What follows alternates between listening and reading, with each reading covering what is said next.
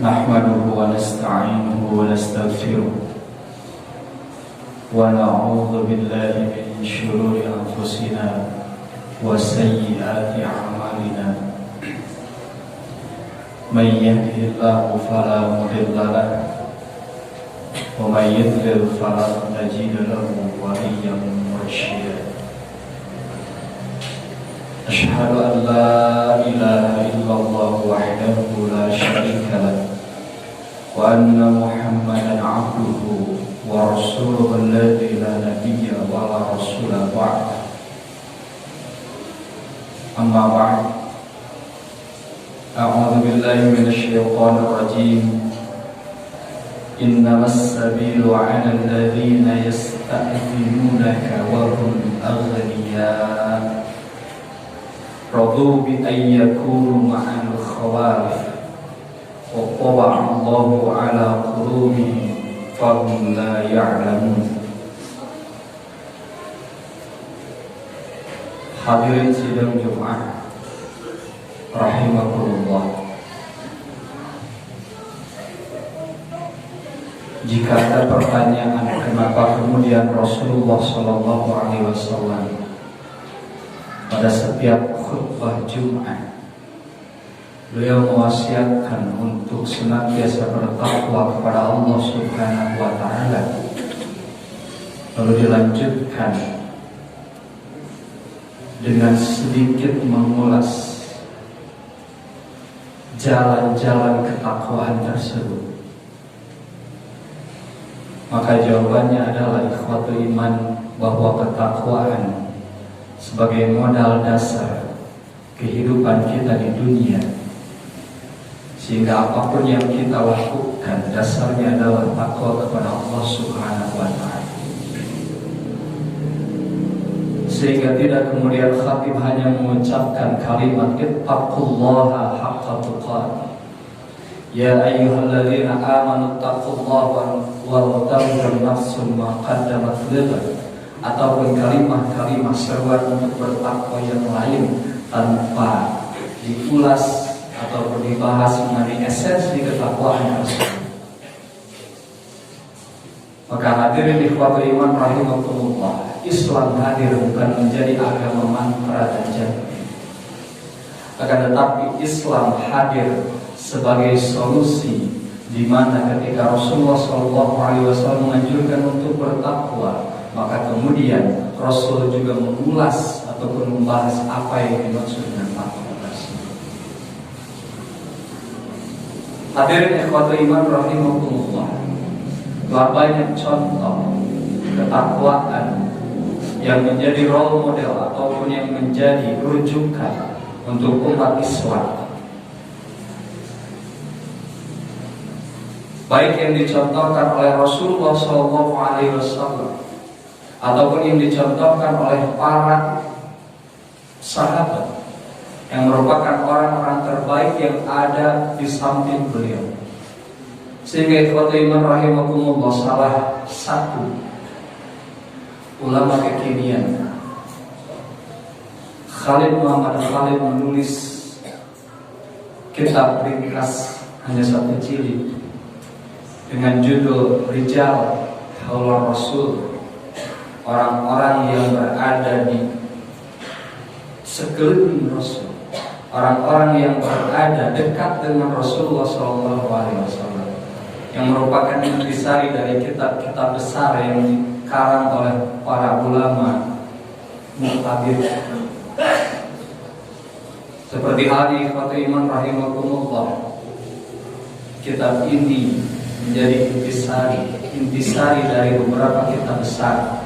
Di antaranya adalah Al-Bidayah wa Nihayah yang dikarang oleh Imam Ibnu Katsir, yang terkenal dengan tafsir fenomenalnya, yaitu tafsir Al-Quranul Azim Ibnu Katsir.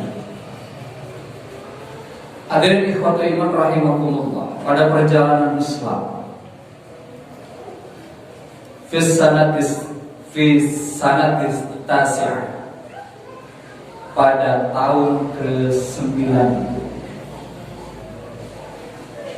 setelah Rasulullah SAW hijrah dari Makkah ke Madinah,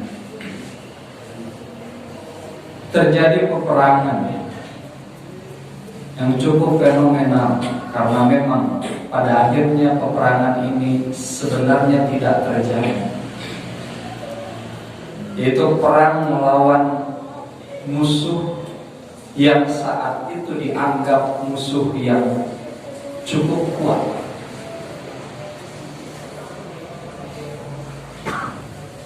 Dengan keadaan Rasulullah dan para sahabat di Madinah pada waktu itu dalam keadaan macam fisyiddatil har, dalam musim yang sangat panas, dalam keadaan ekonomi para sahabat yang cukup sulit, dituntut oleh Allah Subhanahu wa Ta'ala untuk berperang melawan Romawi, yang kemudian diketahui bahwa Romawi pada waktu itu adalah tentaranya termasuk tentara yang sulit dikalahkan.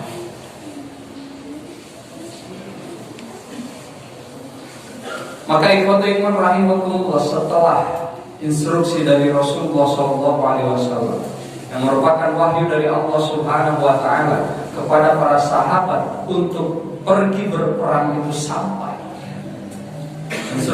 instruktif tersebut kemudian disampaikan kepada para sahabat, maka dapat kita lihat,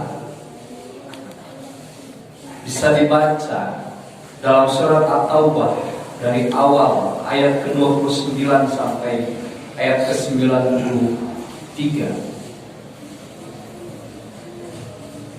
Bagaimana keadaan para sahabat waktu itu?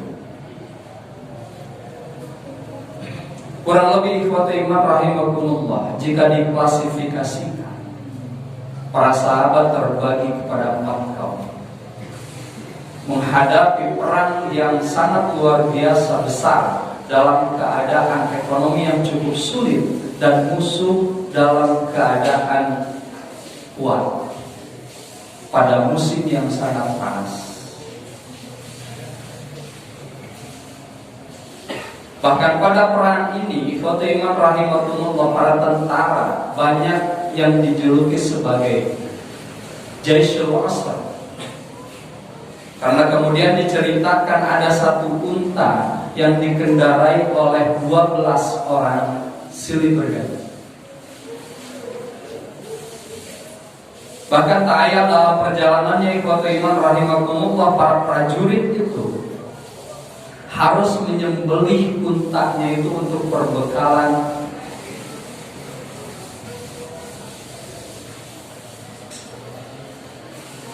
hadirin ikhwatul iman rahimakumullah.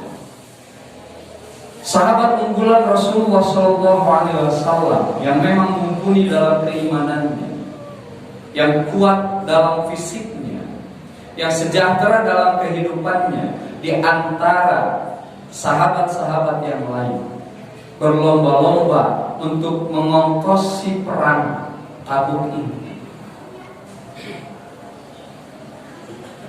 Umar bin Khattab berazam dalam dirinya untuk kemudian menginfakkan setengah dari apa yang ia miliki dari harta. Bahkan berseloroh dalam dirinya, ikhwatul iman, saya akan datang lebih awal untuk menyerahkan harta kepada Rasulullah SAW untuk bekal perang. Saya tidak mau terdahului oleh Abu Bakar, dan mungkin inilah saatnya saya bisa menandingi kebaikan Abu Bakar. Hadirin ikhwatul iman rahimakumullah, Umar bin Khattab datang lebih awal. Ketika ditanya oleh Rasulullah SAW, "Ya Umar, apa yang kau bawa untuk membiayai perang saat ini?" Umar dengan lantang menjawab, "Ya Rasulullah, saya membawa setengah dari apa yang saya miliki untuk kemudian saya infakkan di jalan Allah." Kemudian datang ikhwatul iman rahimakumullah, sahabat Utsman bin Affan. Setelah menghitung berapa kekuatan tentara dan lain sebagainya, Utsman bin Affan pada waktu itu menjamin sepertiga dari keperluan tentara perang pada waktu itu. Utsman bin Affan yang biayai. Pada waktu itu ikhwatul iman rahimakumullah, dalam kitab-kitab sirah ada yang menerangkan 30.000 orang, ada yang menerangkan 70.000 orang tentara yang disiapkan oleh Rasulullah SAW. Sehingga jika kita ambil pendapat yang pertama saja, bahwa pada waktu itu ada 30.000 orang tentara yang disiapkan oleh Rasulullah dan kaum muslimin pada waktu itu, yang menjadi tanggungan biaya Utsman bin Affan pada waktu itu adalah 10.000 orang. Lalu datang Abu Bakar, ikhwatul iman rahimahullah. Memang beliau datang terlambat, ataupun tidak bisa dikatakan terlambat. Akan tetapi ketika ditanya oleh Rasulullah SAW, "Wahai Abu Bakar, apa yang engkau bawa untuk membiayai perang hari ini?" Abu Bakar menjawab, ini yang membuat Umar ibn Khattab berseloroh kemudian. Abu Bakar menjawab, saya membawa seluruh harta yang saya miliki untuk kemudian saya infakkan di jalan Allah. Lalu Rasul berkata, jika semua harta yang kau miliki dibawa dan diinfakkan ke jalan Allah Subhanahu wa Ta'ala untuk membiayai perang, lalu apa yang kau tinggalkan untuk anak dan istrimu di rumah? Abu Bakar dengan tegas menjawab, saya meninggalkan Allah dan Rasulnya untuk istri dan anak-anak di rumah. Masya Allah. Ikhwatul iman rahimakumullah, kita bisa berkaca dari satu golongan yang paling tidak bisa saya simpulkan sepanjang bacaan saya dari ayat ke-29 sampai ayat ke-93 surat At-Taubah, menyoal perang Tabuk, yaitu keadaan para sahabat unggulan Rasulullah SAW yang siap pasang badan dalam kondisi dan situasi yang bagaimanapun juga, tetap semangatnya tidak mudah. Malah ikhwatul iman rahimakumullah, bukan hanya harta yang diberikan untuk membiayai perang pada waktu itu, membiayai jihad pada waktu itu, akan tetapi jiwa dan raganya pun ikut. Itulah para sahabat unggulan Rasulullah SAW. Lalu kemudian ikhwatul iman rahimakumullah, ada sahabat walaupun jelas yang menginfakkan harta itu bukan hanya Abu Bakar, Umar, Utsman. Itu masih banyak sebetulnya. Tapi kita ambil contoh 3 orang saja. Kemudian bagian sahabat yang kedua adalah para sahabat yang giroh untuk jihadnya itu besar, akan tetapi tidak mempunyai bekal untuk pergi berperang. Jangankan untuk membiayai tentara yang lain, untuk bekal dirinya saja dia tidak punya. Maka ini yang diakomodir oleh Rasulullah SAW dengan cara subsidi silang ketika Umar, Utsman, Abu Bakar dan sahabat-sahabat yang lainnya menginfakkan lebih harta yang mereka miliki, maka ada subsidi silang untuk yang tidak mampu untuk berinfak tapi mempunyai giroh yang sangat besar. Ini yang dibangun ketika Rasulullah SAW hijrah dari Makkah ke Madinah, dengan cara ikhwatul iman rahimahumullah mempersaudarakan antara kaum muhajirin dan ansar, dan itu terbawa kepada kehidupan sehari-hari sehingga ikhwatul iman senasib sepenanggungan, al-isar, rasa mendahulukan kepentingan yang lain, senasib sepenanggungan, lawan daripada egoisme dibangun oleh Rasulullah SAW sebagai bentuk al-ihsan. Nah, ikhwatu iman rahimakumullah, golongan kedua sahabat ini adalah orang-orang yang kemudian mempunyai giroh yang sangat besar, kan tetapi tidak mempunyai harta, dan ini yang mendapat subsidi dari Rasul, yang diakomodir oleh Rasulullah SAW untuk tetap pergi berjihad. Namun karena memang ikhwatu iman akomodasi pada waktu itu terbatas, kelompok ini pun terbagi kepada dua. Ada yang kemudian terakomodir oleh Rasulullah SAW, namun sebagiannya lagi ada yang ditolak oleh Rasul karena persediaan bekal, kendaraan dan lain sebagainya tidak mencukupi. Hadirin ikhwatu iman rahimakumullah, paling tidak kita bisa melihat, kita bisa menyaksikan bagaimana tingginya ghirah para sahabat Rasulullah SAW pada waktu itu untuk memperjuangkan agama Islam, untuk memperjuangkan dakwah Islam, bi'i'la'i kalimatillahi ya Allah. Barakallahu